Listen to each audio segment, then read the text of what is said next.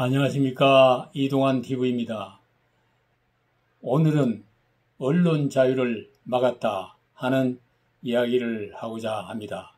구독 꼭 눌러주시기 바랍니다.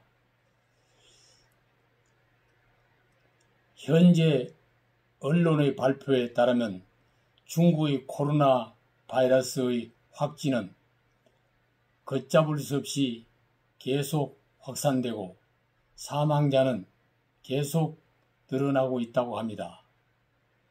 중국은 후베이성을 비롯한 14개 도시를 봉쇄 조치하고 전국에 비상상태를 선포하는 등 총력 방역 작전을 벌이고 있습니다.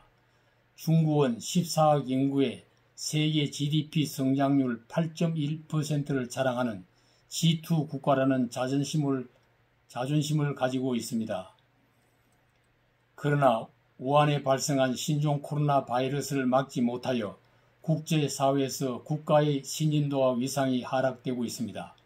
국제인권감시단체인 휴먼 라이츠 워치는 신종 코로나 바이러스에 대한 중국 당국의 대응에 문제가 있고 사태를 악화시켰다. 전염병과 싸우는 데 있어서 비밀은 없다.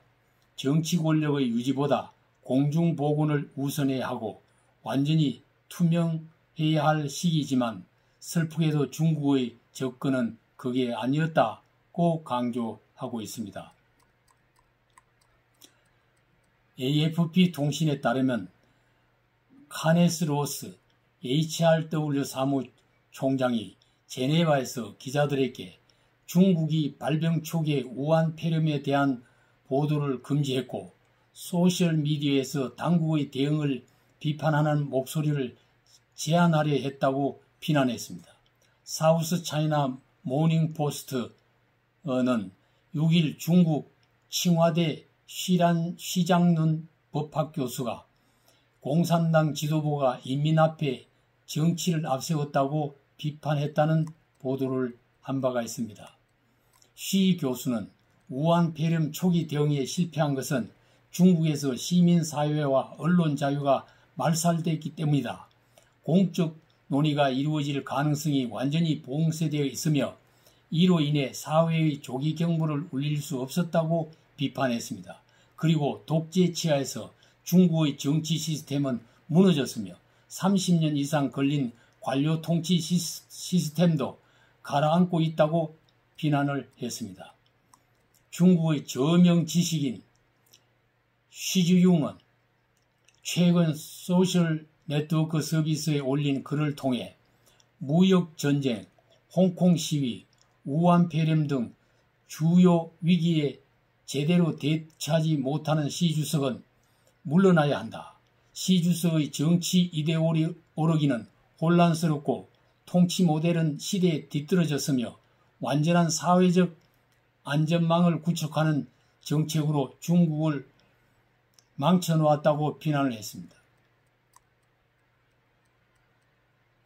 이어서 7년 전 당신에게 중국을 민주주의의 헌법을 존중하는 나라로 만들어달라고 호소했지만 나를 감옥에 집어넣었다.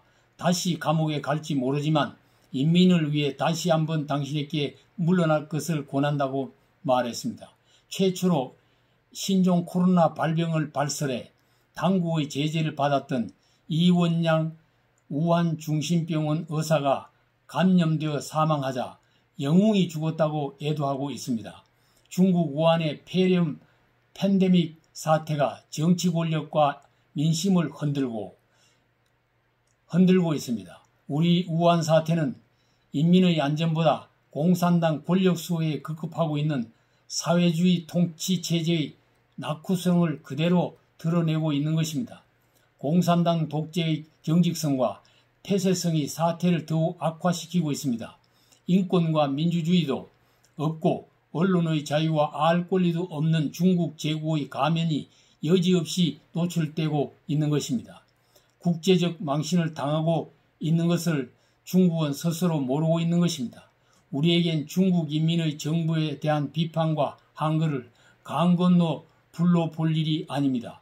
일본의 크루즈 관광선에서 수많은 사람이 감염자가 나오고 수많은 승객들이 내리지 못하고 현재 갇혀 있다고 합니다.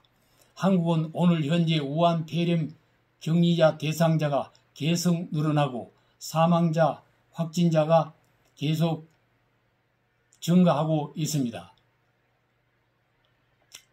롯데백화점, 현대자동차, 유치원과 초중고등학교 모든 공공시설과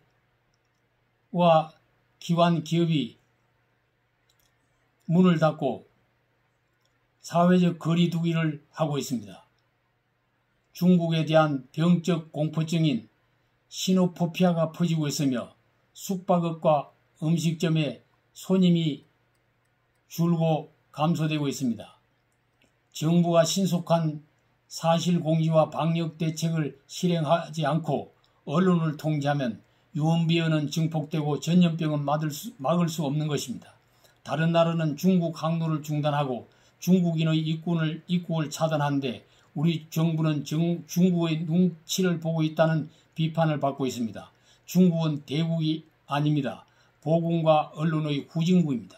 대국 눈치를 볼 일이 아니라 우리 국민을 지키는 일이 우선이라는 생각을 한국 정부는 먼저 해야 할 것입니다. 감사합니다.